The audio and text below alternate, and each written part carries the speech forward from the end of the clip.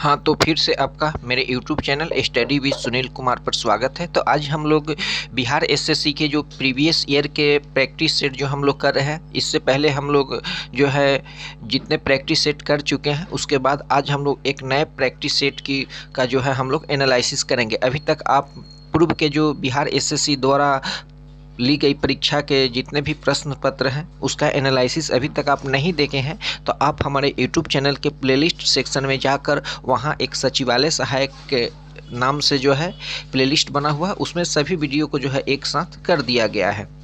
और जितने भी बिहार एसएससी द्वारा परीक्षाएं आयोजित की गई है, उन सभी प्रैक्टिस सेटों का जो है हम लोग परीक्षा से पहले जो है हम लोग सभी का एनालिसिस करेंगे। तो चलते हैं, हम लोग प्रश्नों को देखते हैं। और हाँ, यदि आप इसका पीडीएफ पाना चाहते हैं तो आप मेरे टेलीग्राम चैनल को ज्वाइन करें। टेलीग्राम चैनल का लिंक जो है आपको डिस्क्रिप्शन में मिल जाएगा। वहाँ प्रतिदिन प्रत्येक वीडियो का जो है पीडीएफ वहाँ अपलोड कर दिया जाता है। तो चलते हैं, प्रथम प्रश्न को देखते हैं। लोकसभा के सदस्यों के लिए कम से कम कितनी आयु सीमा निर्धारित की गई है? यदि आप लोकसभा का मेंबर बनना चाहते हैं, कोई भी व्यक्ति लोकसभा का चुनाव लड़ना चाहता है, जीतना चाहता है, तो उसका मिनिमम एज कितना होना चाहिए? तो 25 ईयर होना चाहिए। 25 ईयर होना चाहिए। स्थानीय स्वशासन यानी पंचायती राज्य में यदि आप चुनाव लड़ना चाहते हैं तो 21 ईयर होना चाहिए। यदि आप लोकसभा सदस्य या विधानसभा सदस्य बनना चाहते हैं तो आपकी मिनिमम एज कितनी होनी चाहिए? 25 ईयर होना चाहिए। और यदि कोई व्यक्ति प्रधानमंत्री या मुख्यमंत्री भी बनना चाहता है तो उसका मिनिमम एज 25 ईयर होना चाहिए। यदि आप राज्यसभा का चुनाव या विधान परिषद का चुनाव लड़ना चाहते हैं तो उसके लिए 30 ईयर मिनिमम होना चाहिए। और राष्ट्रपति और उपराष्ट्रपति के लिए जो है 35 वर्ष मिनिमम एज होना चाहिए। ये 3-4 जो है मिनिमम एज वाले प्रश्न जो है परीक्षा में प्रायः पूछे जाते हैं। नेक्स्ट प्रश्न हम लोग देखते हैं। देखिए यहाँ राज्यसभा के सदस्यों का कार्यकाल कितने वर्ष का होता है? राज्यसभा, जिसे हम लोग उच्च सदन के नाम से जानते हैं, कल की परीक्षा में पूछा गया था कि संसद का निर्माण कैसे होता है। तो संसद का निर्माण जो है 3 अंग आपका राज्यसभा, लोकसभा और राष्ट्रपति से मिलकर होता है। तो उसी का एक भाग है राज्यसभा, जिसे हम लोग उच्च सदन के नाम से जानते हैं। लोकसभा को निम्न सदन बोला जाता है। तो राज्यसभा के जो सदस्य होते हैं उनका कार्यकाल कितना होता है? तो उनका कार्यकाल जो होता है 6 ईयर का होता है, 6 वर्ष का होता है। वहीं आपका लोकसभा के सदस्यों का जो कार्यकाल है वो 5 वर्ष का ही होता है। फिर विधानसभा के सदस्यों का कार्यकाल भी 5 वर्ष का होता है। जिस राज्य में विधान परिषद है, विधान परिषद के सदस्यों का कार्यकाल जो है 6 वर्ष होता है। भारतीय लोकसभा में सदस्यों की संख्या कितनी होती है? तो 545 सदस्य होते हैं। संसद की सदस्य संयुक्त बैठक को कौन संबोधित करता है? यदि संसद की संयुक्त बैठक होती है, यानी उसमें राज्यसभा के सदस्य और लोकसभा के सदस्य दोनों बैठते हैं, तो उसकी अध्यक्षता यानी उसको संबोधन कौन करता है? संबोधन करने का काम जो है राष्ट्रपति करते हैं, यानी प्रेसिडेंट के द्वारा किया जाता है। नेक्स्ट प्रश्न हम लोग देखते हैं। संसद में जो है वित्त विधेयक किसकी अनुमति से प्रस्तुत किया जाता है? तो राष्ट्रपति की अनुमति से किया जाता है। हालांकि लोकसभा में पहले 2 सदस्य जो थे एंग्लो इंडियन के निर्वाचित किए जाते थे। अब वर्तमान में जो है एंग्लो इंडियन के सदस्यों का निर्वाचन जो है बंद कर दिया गया है, उसको जो है समाप्त कर दिया गया है। तो यहाँ देख सकते हैं। नेक्स्ट ये जो प्रश्न है आपका, संसद में वित्त विधेयक जो है किसकी अनुमति से प्रस्तुत किया जाएगा? तो राष्ट्रपति जब ऑर्डर देंगे तभी जो है संसद में वित्त विधेयक जो है प्रस्तुत किया जाता है। केंद्रीय मंत्रिमंडल को किन परिस्थितियों में त्याग पत्र देना पड़ता है? यदि वर्तमान में जो केंद्रीय मंत्रिमंडल है, जो आपका मोदी जी की जो मंत्रिमंडल है, उनको किस परिस्थिति में त्याग देना पड़ेगा? तो यदि वे बहुमत खो देंगे, आवश्यक बहुमत जो होता है यदि वो खो देते हैं तो उन लोगों को क्या करना पड़ेगा? रिजाइनेशन देना पड़ेगा। और नॉर्मल बहुमत आप लोग जानते हैं, जितने भी सदस्य हैं उसके 1/2 + 1 होना चाहिए मिनिमम। नेक्स्ट प्रश्न है कि भारतीय अर्थव्यवस्था जो है कैसी अर्थव्यवस्था है? ये बहुत परंपरागत प्रश्न है और इकोनॉमिक्स के प्रायः ये जो प्रश्न है परीक्षा में पूछे जाते हैं और बेसिक क्लास के प्रश्न है। तो हमारे देश की जो अर्थव्यवस्था है मिश्रित अर्थव्यवस्था है, दोनों का जो है मिश्रण है। सन 1951 में भारत ने कितना पंचवर्षीय योजना पूरी की? यहाँ आप देख सकते हैं कि सन 1951 में भारत ने कितनी पंचवर्षीय योजनाएं पूरी की। हालांकि यहाँ जो है क्वेश्चन आपका, क्योंकि पंचवर्षीय योजना जो है 1951 में स्टार्ट ही हुआ था, है ना, तो ये क्वेश्चन जो है यहाँ मिसप्रिंट हो गया है, क्योंकि योजना आयोग जो था पंचवर्षीय योजना चलाई थी। हालांकि 2015 में उसके स्थान पर नीति आयोग कर दिया गया। नेक्स्ट प्रश्न को हम लोग देखते हैं, भारत में जनसंख्या विस्फोट का मुख्य कारण क्या है? तो जनसंख्या विस्फोट का जो मुख्य कारण है, मृत्यु दर में तीव्र कमी, यानी जो मृत्यु दर है वो काफ़ी कम हो गया है और जन्म दर जो है बढ़ रहा है। इसके कारण क्या हो रहा है, जनसंख्या काफ़ी बड़े बृहद पैमाने पर बढ़ रहा है। भारत में आयोजन को क्या कहा गया है? तो भारत में आयोजन को जो है केंद्रीकृत आयोजन कहा जाता है। नेक्स्ट प्रश्न हम लोग देखते हैं, भारत में आर्थिक विकास में किसको अधिक से अधिक महत्व मिल रहा है? तो निजी क्षेत्र को, निजी क्षेत्र को जो है हमारे देश में अधिक से अधिक क्या दिया जा रहा है, महत्व दिया जा रहा है। आज देख सकते हैं कि निजी क्षेत्र का जो है FDI में 74% बहुत सारे क्षेत्र में जो है निवेश करने का मौका मिल रहा है। भारत में आर्थिक सुधार कब प्रारंभ किए गए? तो 1991 ईस्वी में भारत में, हमारे देश में आर्थिक सुधार प्रारंभ हुई थी। आज का भारतीय अर्थतंत्र कैसा है, यानी हमारे देश की जो अर्थव्यवस्था है अभी वर्तमान में कैसी है? तो हमारा देश जो है अभी विकासशील है और उससे यदि विकासशील के बाद जो है विकसित हो जाएगा। नेक्स्ट प्रश्न हम लोग देखते हैं, लेकिन हालांकि अभी विकसित होने में भारत को काफ़ी अभी समय लगेगा, काफ़ी अभी कार्य करने की आवश्यकता है। आपका अमेरिका हो गया, चाइना हो गया, ये सब अभी विकसित देशों की श्रेणी में आते हैं। हमारा देश जो भारत है, इसका जो अर्थव्यवस्था है विकासशील है। बिहार की अधिक समृद्धि किसके विकास पर आधारित है? तो कृषि। बिहार की जो समृद्धि है वो कृषि पर ही डिपेंड है। हमारे राज्य बिहार की जो अर्थव्यवस्था का प्रमुख जो स्रोत है वो कृषि ही है। छत्तीसगढ़ कौन से राज्य से अलग किया गया? तो छत्तीसगढ़ को जो है मध्य प्रदेश से अलग किया गया, झारखंड को बिहार से अलग किया गया, उत्तराखंड को उत्तर प्रदेश से अलग किया गया। चलते हैं हम लोग अगले प्रश्न को देखते हैं, जापान ने हिरोशिमा और नागासाकी शहरों पर किस देश ने अणु बम फेंका? जापान के जो है हिरोशिमा और नागासाकी पर जो पहला परमाणु बम का यूज किया गया था, एक का नाम फैट मैन था और एक का नाम लिटिल मैन था।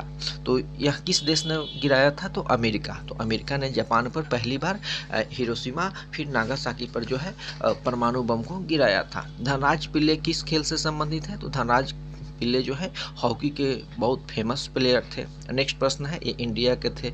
बास्केटबॉल खेल में प्रत्येक हाफ कितने मिनट का होता है? तो बास्केटबॉल खेल जो होता है उसका प्रत्येक हाफ जो है 20 मिनट का होता है। कितने मिनट का होता है? 20 मिनट का होता है।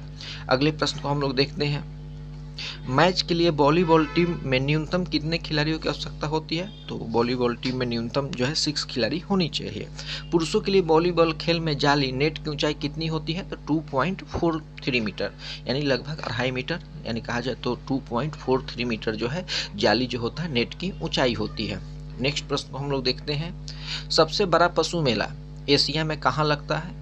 तो ये जो है आपका सोनपुर, जो सारण डिस्ट्रिक्ट, जिसको छपरा के नाम से भी जाना जाता है, लेकिन सारण डिस्ट्रिक्ट के अंतर्गत आता है। सोनपुर एक वहाँ का अनुमंडल है, वहीं पर जो है विश्व का सबसे बड़ा पशु एशिया का मेला लगता है। नेक्स्ट है कि कहाँ हाथी उत्सव होता है? तो हाथी उत्सव जो है आपका जयपुर राजस्थान में होता है। अजंता की गुफाएं किस प्रदेश में है? तो अजंता की जो गुफाएं है आपका महाराष्ट्र में है। महाराष्ट्र में अजंता की गुफाएं है।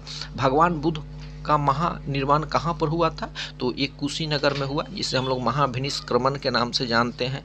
एलोरा का कैलाश मंदिर किससे बना हुआ है? तो एकास्म तराश से, यानी एक ही पत्थर को काट कर जो है बनाया गया है।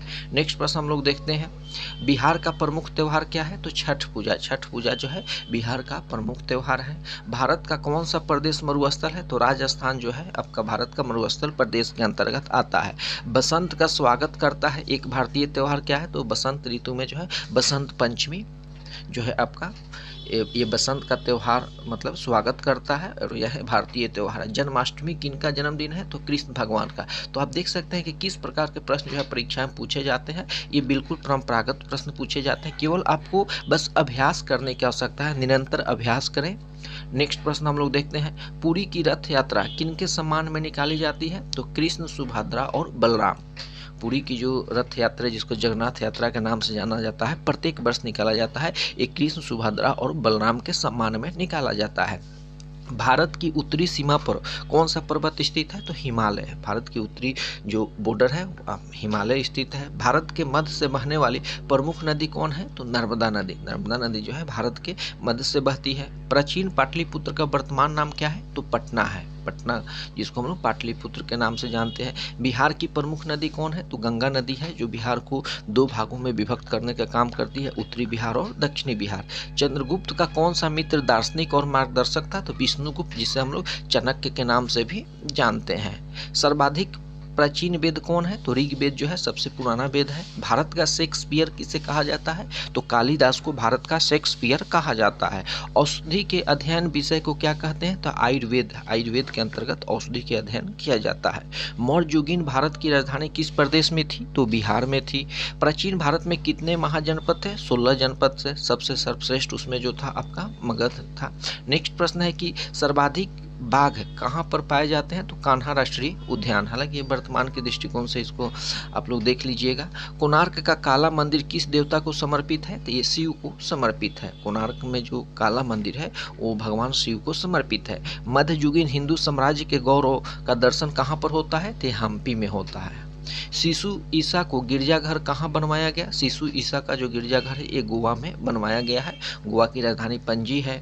भारत छोड़ो आंदोलन ने कौन सा मंत्र दिया था? तो करो या मरो, डू और डाई। नेक्स्ट प्रश्न हम लोग देखते हैं, पटना का अनुपम स्मारक कौन है? तो पटना का जो गोल घर है ये वहाँ का अनुपम स्मारक है। बिहार का एक अनन्य शिक्षा केंद्र कहाँ स्थित है? तो विक्रमशिला, जो भागलपुर में पड़ता है। प्राचीन भारत में कहाँ पर यक्ष संप्रदाय लोकप्रिय था? तो बिहार में। गौतम बुद्ध किनके पुत्र थे? तो सुदोधन के। इनके पिता का नाम सुदोधन था। सिकंदर ने किससे युद्ध लड़ा था? तो पोरस के साथ इनकी युद्ध हुई थी। भारत में मुगल शासन का संस्थापक कौन था? तो बाबर था। नेक्स्ट प्रश्न है कि भारत की राजभाषा क्या है? तो भारत की जो राजभाषा है हिंदी है। राज्यसभा में सदस्यों की अधिकतम संख्या कितनी हो सकती है? अधिकतम जो है 250 हो सकती है। भारत में मतदाता होने के लिए न्यूनतम एज क्या होनी चाहिए? तो 18 वर्ष। यदि आपकी एज मिनिमम 18 वर्ष है तभी आप जो है मतदान कर सकते हैं। भारतीय नागरिकों के मौलिक कर्तव्य कितनी है?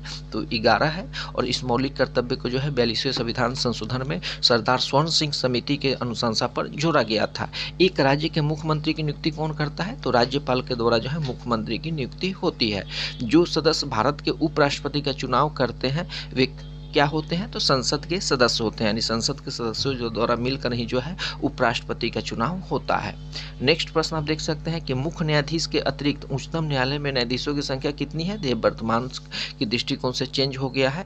विश्व स्वास्थ्य दिवस कब मनाया जाता है? तो ये जो है 7 अप्रैल को प्रतिवर्ष विश्व स्वास्थ्य दिवस मनाया जाता है। भारत में रेलवे मंडलों की संख्या कितनी है? तो 17 है। नेक्स्ट प्रश्न आप देख सकते हैं, कोचीन बंदरगाह कहाँ अवस्थित है? तो ये पश्चिमी तट पर स्थित है। महात्मा गांधी का जन्म कब हुआ था? तो 1869 ईस्वी में पोरबंदर यानी गुजरात में हुआ था। रोजगार समाचार जो है ये कहाँ से प्रकाशित होता है? तो दिल्ली से साप्ताहिक जो है प्रकाशित होता है। तो आशा करता हूँ कि आप लोग को जो ये सीरीज है काफ़ी पसंद भी आ रहा है और आपका ये लगातार प्रतिदिन चलेगा। अब जो है हम आने वाले समय में इसको जल्द समाप्त करने के लिए एक सुबह वीडियो और एक इवनिंग में भी वीडियो जो है हम अपलोड करेंगे। तो सभी को जुड़ने के लिए बहुत बहुत धन्यवाद।